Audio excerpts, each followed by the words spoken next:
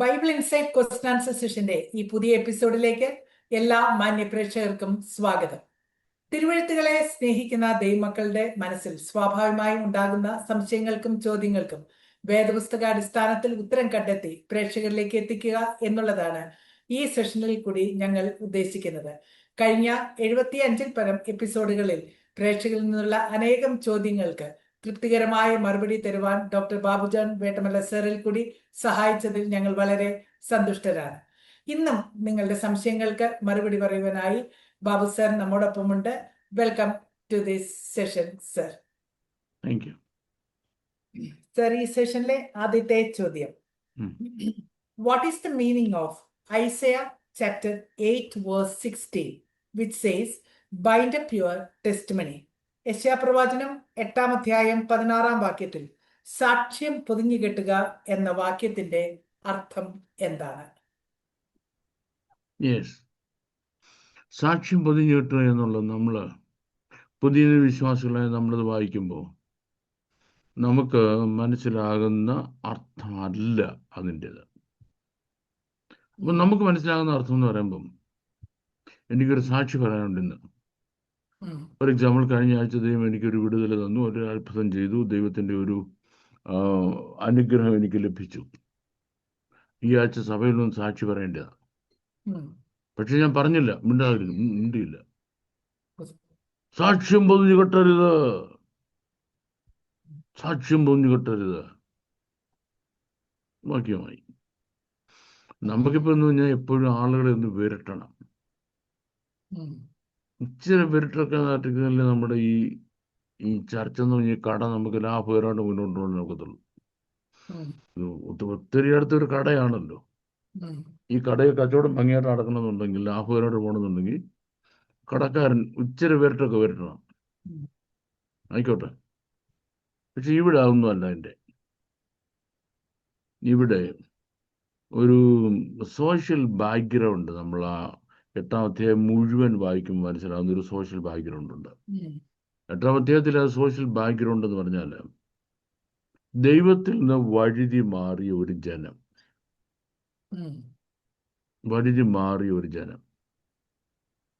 ആ ദൈവത്തിൽ നിന്ന് വഴുതി മാറിയ ജനത്തോട് ദൈവം ചോദിക്കുന്നു, നിങ്ങളുടെ പിതാക്കന്മാർ എന്നെ വിട്ട് വ്യർത്ഥന്മാരായി തീരുവാൻ അവരെന്ത് ദോഷം എന്നിൽ കണ്ടത്? Can they point out one wrong thing in me so that they could leave me behind? എന്നെ പുറകിൽ കളയത്തക്കണം അവരെന്നിൽ എന്ത് ദോഷം കണ്ടു? അപ്പൊ ദൈവം ഒരു ദോഷവും ചെയ്യാതിരിക്കെ അവർ ദൈവത്തെ തള്ളിക്കളഞ്ഞു. അപ്പോ മിസ്രയീം മുതൽ ഇതുവരെ ദൈവം അവരെ നടത്തിയതായ വിധങ്ങളെ പറ്റിയുള്ള റിട്ടൺ റെക്കോർഡ്സ് ഉണ്ട്. സാക്ഷ്യമാണത്. മോശ മുതൽ പ്രവാചകന്മാർ വഴി ഇപ്പൊ യെശയ്യാവ് വരെ എഴുതിയതായ റിട്ടൺ റെക്കോർഡ്സ്, സാക്ഷ്യം. അത് നോക്കിയാൽ ദൈവം അവരെ എങ്ങനെ നടത്തി, ദൈവം എന്ത് വിശ്വസ്തനായിരുന്നു എന്നുള്ളത് മനസ്സിലാക്കാം. രണ്ടാമത്തെ കാര്യം, അവർക്കൊരിക്കലും സാധ്യമല്ലാതിരുന്ന കാര്യങ്ങൾ ഈ റീസെന്റ് ഇയേഴ്സിൽ ദൈവം അവർക്ക് സാധിപ്പിച്ചു കൊടുത്തതായ ദൈവത്തിന്റെ വലിയ പ്രവൃത്തികളുടെ എവിഡൻസ് ഉണ്ട്. ആ പ്രവൃത്തി ദൈവത്തിന് വേണ്ടി അവരോട് സംസാരിക്കും. So God's works, God's acts will speak to them as a testimony on God's behalf unto them. അതും ഇഗ്നോർ ചെയ്യുക. പ്രവാചകന്മാരെ തന്റെ ദാസന്മാരിൽ കൂടെ ദൈവം അവരോട് പറയുന്ന പ്രവചനത്തിന്റെ വാക്കുകളെ ഇഗ്നോർ ചെയ്യുക. ഇതിനെയാണ് അവിടെ സാക്ഷ്യം പൊതിഞ്ഞു കെട്ടുക എന്ന് പറയുന്നത്. സാക്ഷ്യം പൊതിഞ്ഞു കെട്ടുക. അത് ദൈവം നിങ്ങൾ നോക്കണം. ദൈവം നിങ്ങളെങ്ങനെ നടത്തുന്ന ഓർക്കണം. ദൈവം എങ്ങനെ പ്രവർത്തിച്ചെന്ന് ഓർക്കണം. ദൈവം തൻ്റെ ദാസന്മാർ കൂടെ എങ്ങനെയുള്ള സംസാരിക്കും നോക്കണം. ഹോൾ ചാപ്റ്റർ ഈ ഉം. പിന്മാറിപ്പോകുന്ന ജനത്തോടുള്ള ദൈവത്തിൻ്റെ വാണിംഗ് ആണ്. The whole chapter. ഓക്കെ. അതാണ് സാക്ഷ്യം പൊതിഞ്ഞു കെട്ടുക എന്നുള്ള വാക്കുകൊണ്ട് അവിടെ ഉദ്ദേശിച്ചിരിക്കുന്നത്. പിന്നെ നമ്മൾ ഞായറാഴ്ച വന്ന് സാക്ഷി പറയാതെ പോകുന്നതല്ല. ഓക്കെ. ഓക്കെ. ഓക്കെ. എന്റെ പശ്ചാത്തലം മനസ്സിലാക്കി വേണം. യെസ് യെസ് യെസ് ആ കോണ്ടെക്സ്റ്റ് മനസ്സിലാക്കുമ്പോൾ അതിൻ്റെ അർത്ഥം വേറൊന്ന് മനസ്സിലാകാം. Thank you okay. സർ. അടുത്ത ചോദ്യം. ഉം, പഴയ നിയമത്തിൽ പരീശന്മാരെയും സദൂക്യരെയും പറ്റി പരാമർശിച്ചിട്ടില്ല. ഉം, എന്നാൽ പുതിയ നിയമത്തിൽ യേശുക്രിസ്തുവിന്റെ കാലഘട്ടത്തിൽ ഇവരെ കാണുന്നു. ഉം. ചോദ്യകർത്താവ് ചോദിച്ചിരിക്കുന്നത് ഇവർ ആരാണ്, പരീശന്മാരും സദൂക്യരും, എന്ന് മുതലാണ് ഇവർ ഇങ്ങനെ അറിയപ്പെട്ടത്? ചില ആളുടെ ചോദ്യം നല്ല രസമാണ്. ചിലപ്പോൾ അവരുടെ ഇഗ്നറൻസിൽ നിന്നായിരിക്കും ചോദിക്കുന്നത്, അല്ലെങ്കിൽ അറിയാനുള്ള ആഗ്രഹം കൊണ്ടായിരിക്കും. ചിലര് ഉടക്ക് ചോദ്യമാണ് ചോദിക്കുന്നത് കേട്ടോ. ഒരിക്കൽ ഒരാൾ എന്നോട് പറഞ്ഞു, സ്നാനപ്പെടാത്ത ഒരാൾ സ്വർഗത്തിൽ പോകത്തില്ലെങ്കിൽ ദാവീദ് എങ്ങനെ സ്വർഗത്തിൽ പോകും? അബ്രഹാം എങ്ങനെ സ്വർഗത്തിൽ പോകും? അല്ലേ? ഭയങ്കര ഭയങ്കര ചോദ്യമാണ്. ഭയങ്കര ചോദ്യമാണ്. ഈ വിശുദ്ധ പഴയ നിയമം മലാഖി കൊണ്ട് അവസാനിക്കുമ്പോൾ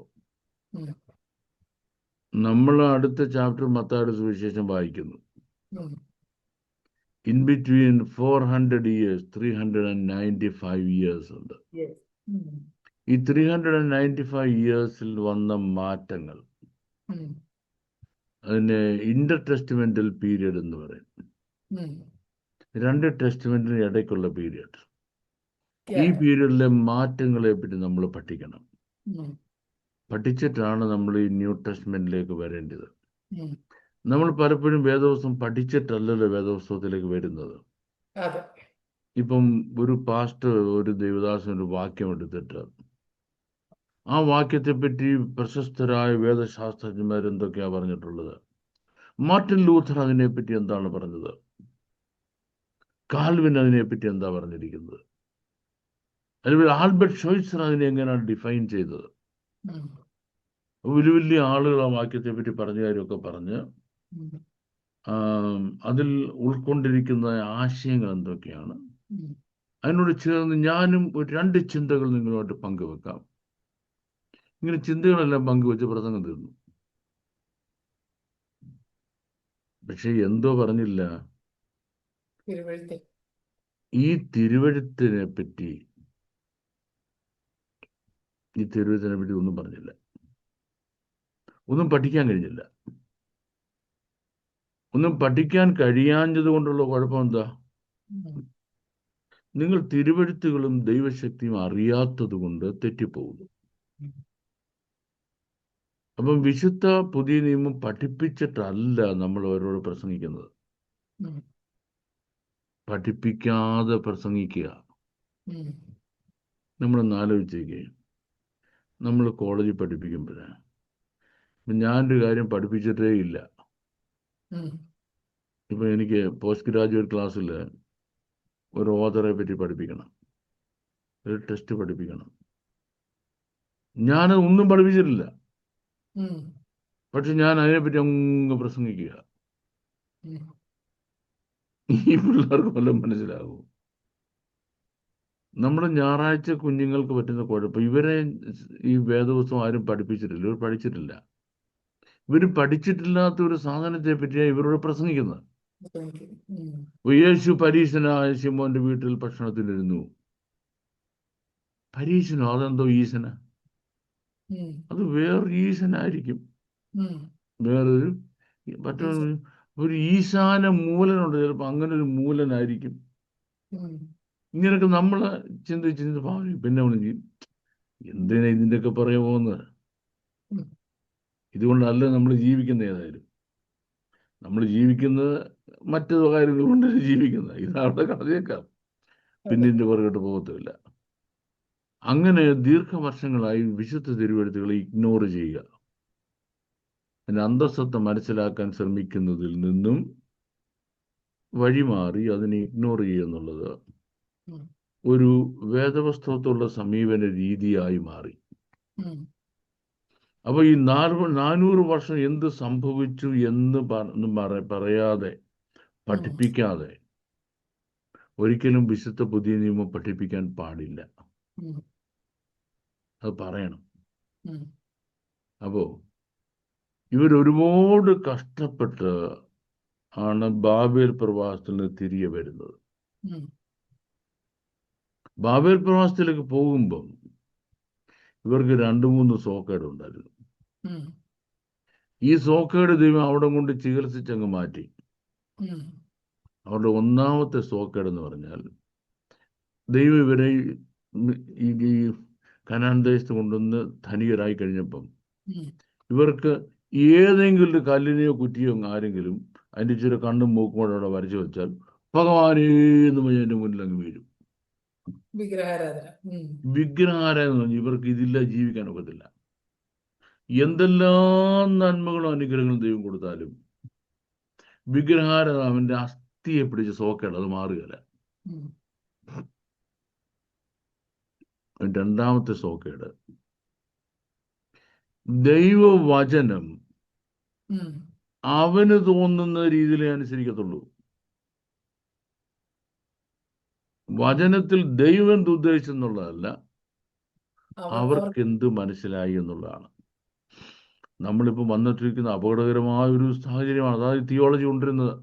അതെ, അതെ. ഉം. വചനം എന്ത് പറയുന്നുള്ളതല്ല, ഉം. നമുക്കത് എങ്ങനെ മനസ്സിലായി. നമുക്കത് എങ്ങനെ ചെയ്യാൻ പറ്റത്തുള്ളൂ. ഉം. യഹോവയുടെ നിയമപ്പെട്ട ഒരു സ്ഥലത്ത് നിന്ന് വേറെ സ്ഥലത്തേക്ക് മാറ്റണമെങ്കിൽ നിയമമുണ്ട്. ഉം. നിയമപ്രകാരമേ ചെയ്യാൻ പറ്റത്തുള്ളൂ. ഉം. ദാവീദിന്റെ ഐഡിയ തോന്നി, നല്ല ഒരു കാളവണ്ടിയൊക്കെ ഉണ്ടാക്കി അവനെയും കൊണ്ടുവരാമെന്ന്, അല്ലേ? തകർത്ത് കളഞ്ഞു ദൈവം. ഉം. അത് കഴിഞ്ഞ് ദാവീദ് ഇവരെയെല്ലാം വിളിച്ചു കൂട്ടി, ലേവ്യരെയും പിന്നെ മഹാപുരോഹിതന്മാരെ വിളിച്ചു കൂട്ടി പറഞ്ഞു, നിയമപ്രകാരം അല്ലല്ലോ നമ്മൾ ദൈവത്തെ സേവിച്ചത്. എഴുതി തന്നിരിക്കുക നിയമം. അതെ. ഉം. അത് നമുക്ക് അറിയത്തില്ലായിരുന്നു, അറിയാൻ ഒരു മാർഗമില്ല എന്ന് പറയാൻ പറ്റത്തില്ല. എഴുതി കൊടുത്തിരിക്കുക. അതെ, അതെ. ഇത് ശനിയാഴ്ച വായിക്കുക. ഉം. കേട്ടല്ലോ? ഒരു വർഷം കൊണ്ട് ഇത് മുഴുവൻ വായിച്ചു തീർക്കണം. ഉം. മുഴുവൻ വായിച്ചു തീർക്കണം. ഓരോ മാസവും വായനയ്ക്കുള്ള ബുക്സ് ഉണ്ട്. ഉം. അതിൽ നിന്ന് ആൾക്കാർ കേട്ടേ ഒക്കത്തുള്ളൂ. അതെ. ഉം. പക്ഷേ അവര് ചെയ്യുന്ന അവർക്ക് തോന്നുന്ന പോലെ. ഇതാണ് രണ്ടാമത്തെ സോക്കേട്. ഉം. മൂന്നാമത്തെ സോക്കേട്, അവര് ജാതികളായ ആളുകളുമായിട്ട് അവരുടെ റിസോഴ്സസ് ഷെയർ ചെയ്യത്തില്ല. ഉം. അപ്പം 2 റിസോഴ്സ് അവർക്കുള്ളത്. ഒന്ന്, അവരുടെ മെറ്റീരിയൽ റിസോഴ്സസ്. ഉം. അവർ മറ്റുള്ളവരെക്കാൾ ധനികരായിരുന്നു. ഉം. ദൈവരോട് നിങ്ങൾ ഈ കൃഷി എടുക്കുമ്പോഴേ, വിളവെടുക്കുമ്പം തീർത്തങ്ങ് എടുത്തു കളയരുത്, കാല പറക്കരുത്, കുറേ അതിര് ചേർത്ത് കൊയ്യരുത്. കാരണം നിങ്ങളുടെ ചുറ്റുമുള്ള ജാതികളുണ്ടല്ലോ, സാധുക്കളാ.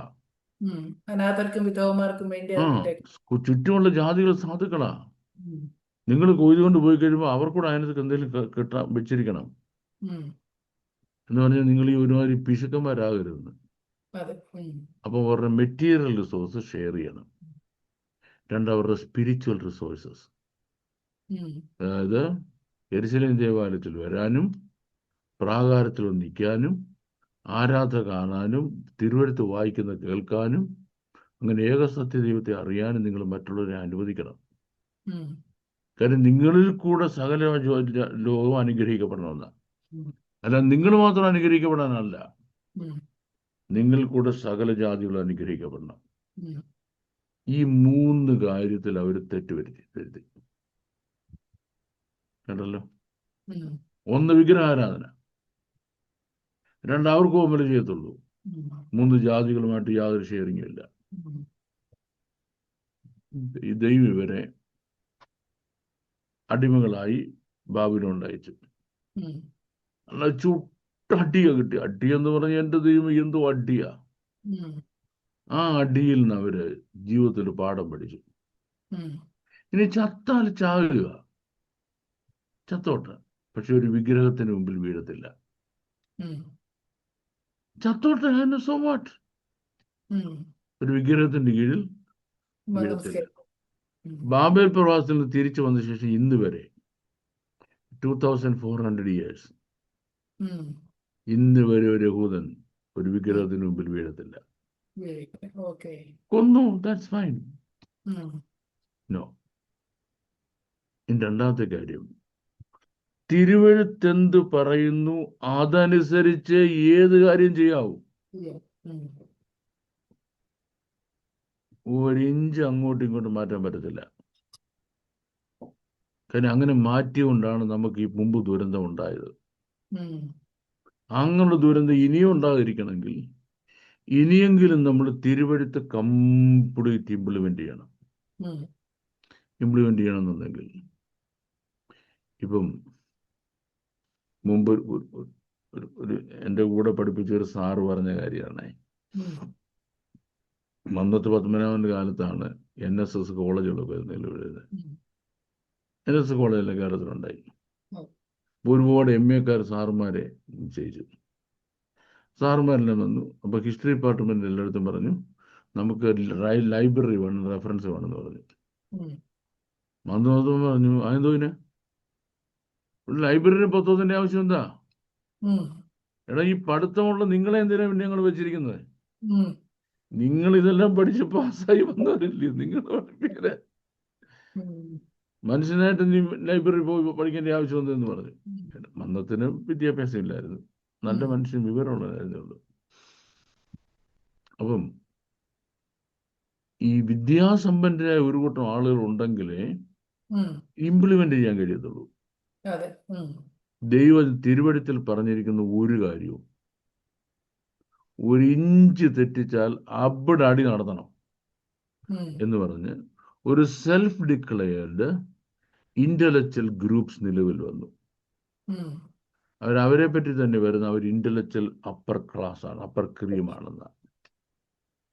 In scripture. രണ്ട്, ഇൻ അവർ സ്ക്രിപ്റ്റ്. തിരുവഴുത്തുകളുടെ സംശുദ്ധി നിലനിർത്താൻ വേണ്ടി അവരെ തന്നെ മാറ്റിവെച്ചവരാണ്, ഉം, കോൺസെക്രേറ്റഡ് ആണ്.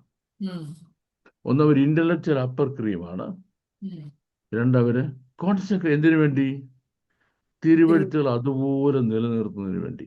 ഉം, ആ verbal practice of the scriptures. ഉം. ഈ കൂട്ടര് ഇവർക്കിട്ട പേരാണ് ഫാരസീസ്, പരീക്ഷണം. ഉം, പരീശന്മാരെന്ന്. കർത്താവിന് കാണരുത് ഈ കൂട്ടരെ. കാരണം ഇവരെ അഹങ്കാരികളായി. അപ്പം കുഴപ്പമെന്ന് പറഞ്ഞാലേ ഇവന്മാരെ കൊണ്ട് പൊറുതി മുട്ടിയെന്നേ, ഉം, പൊറുതി മുട്ടി. പരീശന്മാർ കുറെ എന്താന്ന് നമുക്ക് ഈ പ്രമാണങ്ങളോട്ട് അടിച്ചിറക്കി. ഉം, അപ്പം ഇതിനെല്ലാം ട്രഡീഷൻസ് ആക്കി മാറ്റി. ഉം, ഇപ്പം ബൈബിള് പഠിപ്പിക്കുന്നതിന് പകരം ഇവരുടെ ട്രഡീഷൻസാണ് പഠിപ്പിക്കുന്നത്. കർത്താവ് പറഞ്ഞു you teach your traditions as my doctrines.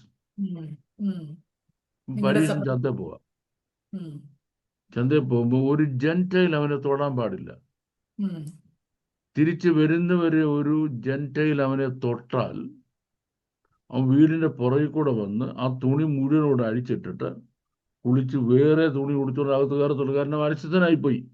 ഉം, ഉം, ഇനിയും ഇത്ര നേരം പ്രാർത്ഥിക്കണം. ഉം, ആ പ്രാർത്ഥനയുടെ ടൈം ആകുമ്പം നല്ല ജനനിബിഡമായ റോഡിൽ ഇങ്ങനെ ആൾക്കാർ കുതിരവണ്ടിയും കാളവണ്ടിയും കഴുതവണ്ടി ഇപ്പുറത്തെല്ലാം ഇങ്ങനെ പോകാതിരിക്കട്ടെ. പരീശന്റെ പ്രാർത്ഥന സമയം പരീശൻ അവിടെ അങ്ങ് നിൽക്കും. ഉം, രണ്ട് കൈകളും ഉയരത്തിലേക്ക് വെച്ച് പ്രാർത്ഥന. കാളവണ്ടിക്ക് പോകാൻ പറ്റുമോ? ഉം. കുതിരവണ്ടിക്ക് പോകാൻ പറ്റുമോ? ലോഡും കൊണ്ടുവരുന്ന മനുഷ്യൻ മുന്നോട്ട് നടക്കാൻ പറ്റുമോ? എന്തോരു പാടാ നോക്കിയേ. ഇനിയും ദശാംശം കൊടുക്കുന്നത് കൃത്യമായിട്ട് അളക്കുക. പിടിയോ? എടാ, നിനക്ക് എത്ര വാഴക്കൊല കിട്ടി? അതിൽ ഏറ്റവും മുഴുത്ത കൊല ഏതാ? ഉം. പിടികിട്ടിയോ? അത് ഇവിടെ പറഞ്ഞ് സന്തോഷത്തോടെ കൊടുക്കേണ്ടത്. ഉം.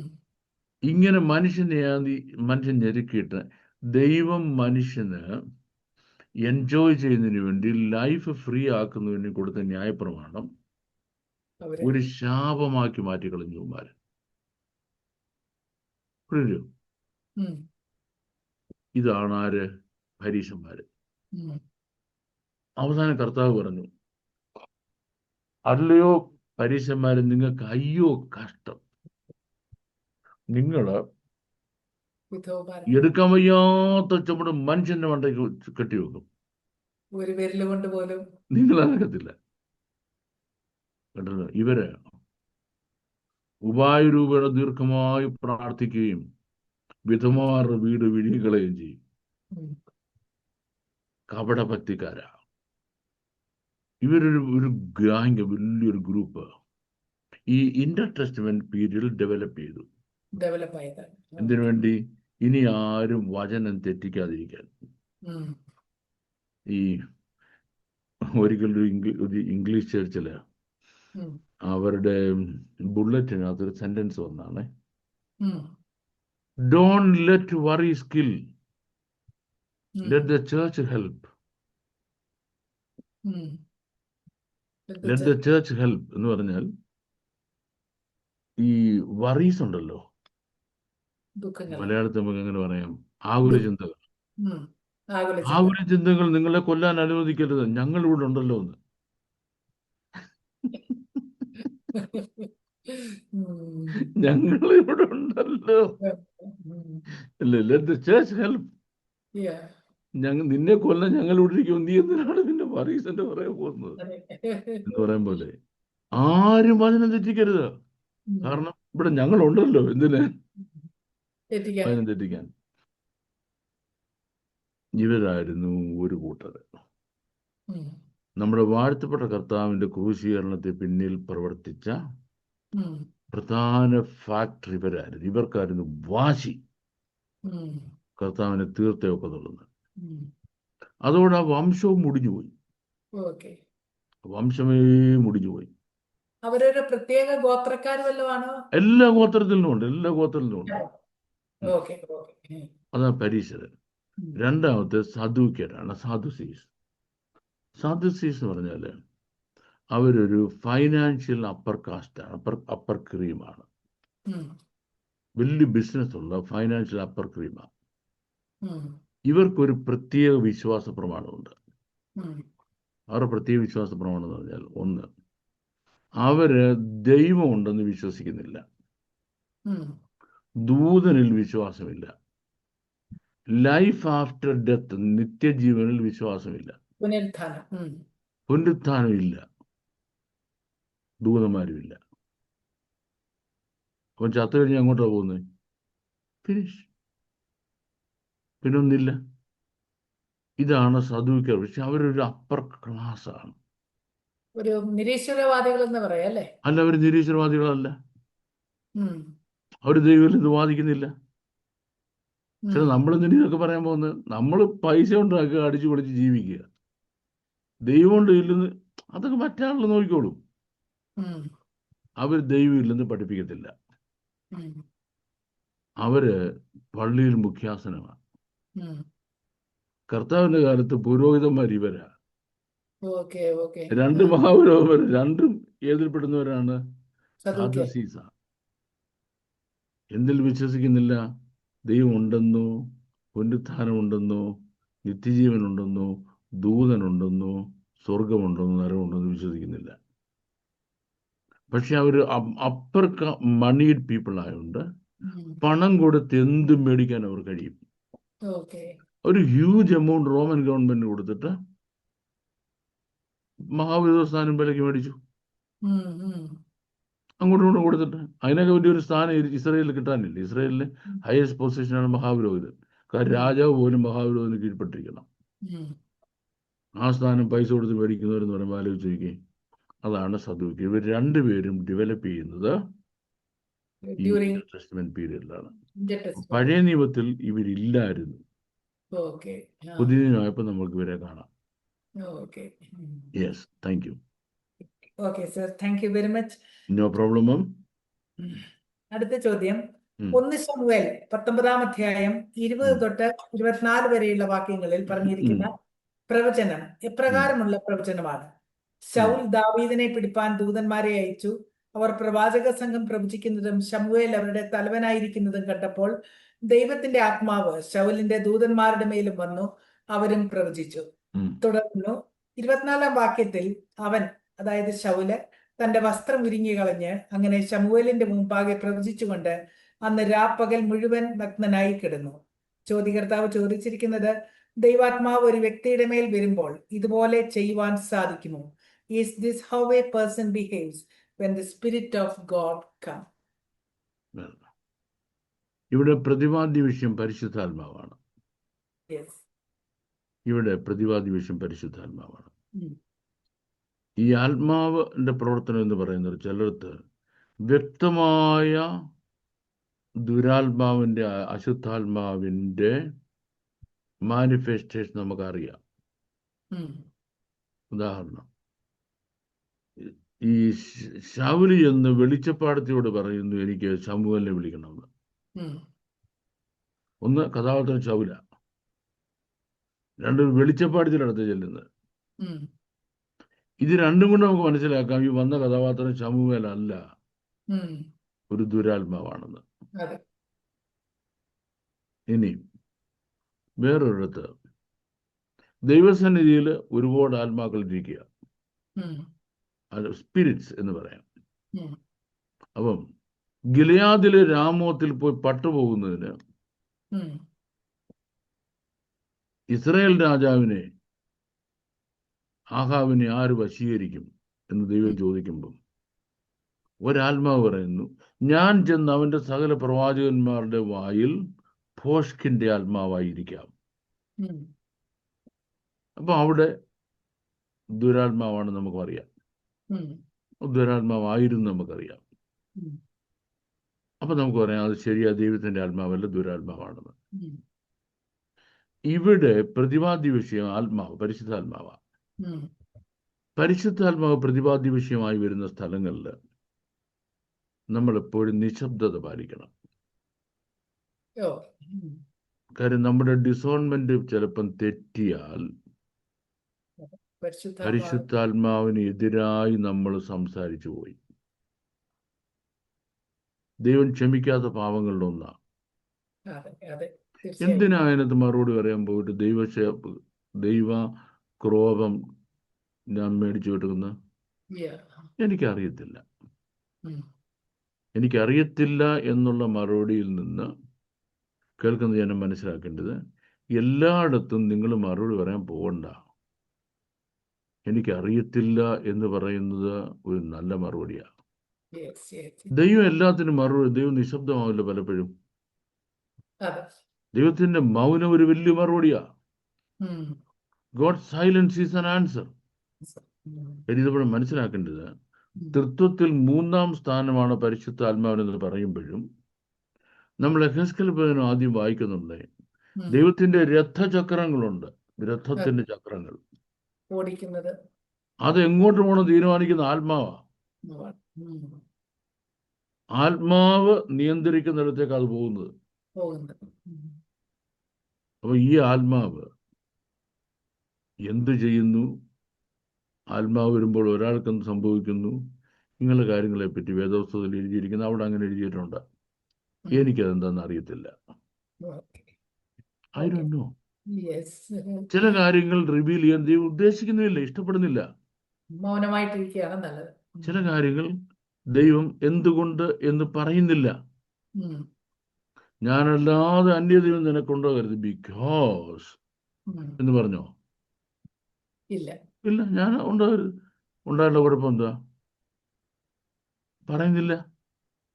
പിന്നെ പറയാൻ എനിക്ക് മനസ്സിലെന്നേ. ദൈവം സോവറിയൻ ഗോഡ് ആണെങ്കിൽ ദൈവത്തിന് സംസാരിക്കാതിരിക്കാൻ, മറുപടി പറയാതിരിക്കാനുള്ള റൈറ്റ് ഉണ്ട്. അവിടെ ദാറ്റ് മീൻസ് ഉത്തരം അറിയാൻ ഞാൻ ഉത്തരം അറിയണം ദൈവം ആഗ്രഹിക്കുന്നില്ല. ഉത്തരം മനസ്സിലാക്കി മര്യാദയ്ക്ക് ഇരിക്കുന്നതാണ് അപ്പം ഓക്കെ. ഇവിടെ ഹോട്ട് സീറ്റിലിരിക്കുന്ന എനിക്ക് ഉം. സേഫായ സോൺ അതാണ്.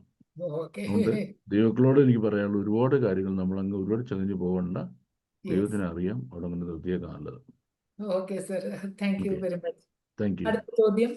In the book of Esther, Queen Vashti was expelled from her throne due to her disobedience, and instead Esther was throned as queen. The question is that, was Queen Vashti really in the wrong because she didn't want to flaunt her beauty to a bunch of drunkards? Was that not a dignified move on her part, as many preachers say nowadays? എസ്തേറിന്റെ പുസ്തകത്തിൽ വസ്തി രാജ്ഞിയെ തന്റെ പദവിയിൽ നിന്നും തള്ളിക്കളഞ്ഞു. എസ്തേറിനെ രാജ്ഞിയായിട്ട് സ്വീകരിച്ചു. തന്റെ സൗന്ദര്യം മദ്യപാനികളായ പ്രഭുക്കന്മാരുടെയും രാജസദസ്സിന്റെയും മുമ്പിൽ വസ്തി രാജ്ഞി പ്രദർശിപ്പിക്കാതിരുന്നത് യഥാർത്ഥത്തിൽ തന്റെ ഒരു മാന്യത തന്നെയല്ലേ? കുറെ വർഷങ്ങൾക്ക് മുമ്പ് ഞാൻ ഇങ്ങനെ ഒരു പ്രസംഗം കേട്ടതായിരുന്നേ. ആ ഞാനിതങ്ങ് വിശ്വസിച്ചു. ആ വിശ്വസിച്ചത് ഇയേഴ്സ് ago ആണ്. ഉം, അപ്പൊ എനിക്ക് ഇന്നുള്ള എൻ്റെ റിസർച്ച് സ്റ്റഡി അന്നില്ല. Um, this was 20 years ago. Um, for the last 20 years I been a researcher. Um, അപ്പം അതിനു മുമ്പ് എനിക്ക് ഈ വലിയ വലിയ പാസ്റ്റർമാർ പറഞ്ഞ് വിശ്വസിക്കാമല്ലോ എന്ന് ചെയ്യാനൊക്കത്തില്ല.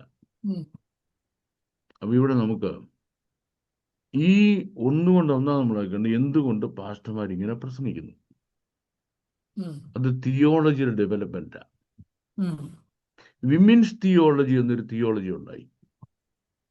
ഉം, അപ്പം വിശുദ്ധ തിരുവെഴുത്തുകൾ പറഞ്ഞിരിക്കുന്ന കാര്യങ്ങൾ ഒരു വിമൻസ് പെർസ്പെക്റ്റീവിൽ കൂടെ നോക്കുക.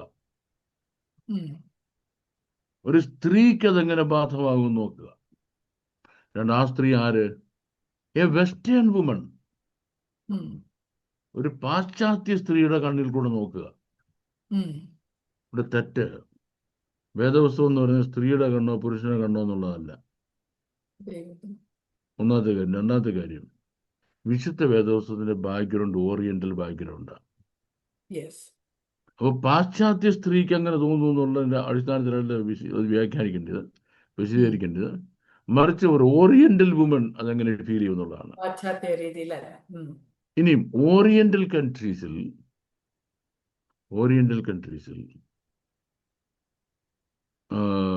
രാജാക്കന്മാർ കല്യാണം കഴിക്കുന്നത് നമ്മൾ ഈ പറഞ്ഞ പോലെ പവിത്രമായ കുടുംബജീവിതം നയിക്കാനല്ല. ഇഷ്ടംപോലെ എണ്ണത്തിനെ കൊണ്ട് താമസിക്കുകയാണല്ലോ അവരുടെ ഹാരനകത്ത്, അല്ലേ? ഇവരുടെ ഉപയോഗത്തിന് വേണ്ടിയുള്ള സ്ത്രീകളൊക്കെ എല്ലാം കൊണ്ടുവിടുന്ന വലിയൊരു ഹാരനുണ്ടല്ലോ, അല്ലേ? അപ്പം ആ രാജാവും ഈ രാജ്ഞിയും തമ്മിലുള്ള കുടുംബജീവിതത്തിൽ എന്തോ പവിത്രത ഇരിക്കുന്നത്. സിമ്പിൾ ആലോചിച്ച് നോക്കി. അപ്പൊ ഈ ഒരു കഥാപാത്രത്തിന് പിന്നെ എന്തിനാ? അവിടെ 100 കണക്കിന് കെട്ടിക്കെട്ടിരിക്കല്ലോ. പിന്നെ ഇതിനെ എന്തിനാ? ഇങ്ങനെയുള്ളതിന് എന്തിനാ? ഇങ്ങനെയുള്ളതിന് ഏറ്റവും വഷളത്തരമായ രീതിയിൽ വസ്ത്രധാരണം ചെയ്ത് തൻ്റെ കള്ളുകുടിയന്മാരും വൃത്തികെട്ടവന്മാരുമായ രാജസദസ്സിന് മുമ്പിൽ കൊണ്ട് അണിയിച്ചു നിർത്താനാ. That is the purpose. അല്ല, ഏത് പർപ്പസ് അല്ല? പവിത്രമായ കുടുംബജീവിതം. മനസ്സില്ല? ശാലീന സുന്ദരിയായ ഭാര്യ എവിടെ കിടക്കുന്നു? ഇവന്മാരെ വഷളന്മാര്. ഹെരോദ രാജാവ് അയാളുടെ ബേർത്തിലേക്ക് ശരയോമിയെ കൊണ്ട് നൃത്തം ചെയ്യിച്ചു. അത് കണ്ടപ്പോഴേ തീരുമാനിച്ചു ഇവൾ എന്തോ ചോദിച്ചാൽ കൊടുക്കാവുന്ന. എൻ്റെ വളരെ ഹാസ്യമായൊരു ഭാഷയിൽ പറഞ്ഞാൽ, തുണി എവിടെ, നാണം എവിടെയെന്ന് പറഞ്ഞായിരിക്കും അവൾ നൃത്തം ചെയ്തത്. അത് കാണാനാ വഷളന്മാർ വന്നിരിക്കുന്നത്, അല്ല ഭരതനാട്യം കാണാനൊന്നും അല്ല. മനസ്സിലായോ? അതിന് ഈ പെണ്ണുമ്പിള്ള തയ്യാറല്ലെന്ന് പറഞ്ഞാൽ പിന്നെ എന്തിനാ ഇവിടെ കല്യാണം കഴിച്ചുകൊണ്ട് നടക്കുന്നത്? എന്നെ ഒരു കോളേജ് അപ്പോയിന്റ് ചെയ്തു അധ്യാപകനായിട്ട്. ഞാൻ പറയാം, പഠിപ്പിക്കാൻ മാത്രം എന്നെ കൊണ്ടൊക്കത്തില്ല, പഠിപ്പിക്കാൻ മാത്രം എന്നെ കൊണ്ടൊക്കത്തില്ലത്. പിന്നെ നിന്നെ എന്തിനാണ് അപ്പോയിന്റ് ചെയ്തത്? ഉം. ഈ സാധനത്തെ കൊണ്ടു നടക്കുന്നതിന്റെ ഒരേ ഒരു കാരണം ഇങ്ങനെയുള്ള പ്രദർശന സദസ്സുകളിൽ വന്ന് എന്ത് പ്രദർശന ചെയ്യാണ്? വസ്തു. ആ വന്നിങ്ങനെ അല്പവസ്ത്രധാരിയായി ഇങ്ങനെ നിൽക്കുക എന്നുള്ളതാണ്. അല്ല വേറെ ഒരു പ്രത്യേകിച്ച് ഇവളെ കൊണ്ടില്ല. പിന്നെ അവൾക്കൊരു പ്രിവിലേജ് ഉണ്ട്.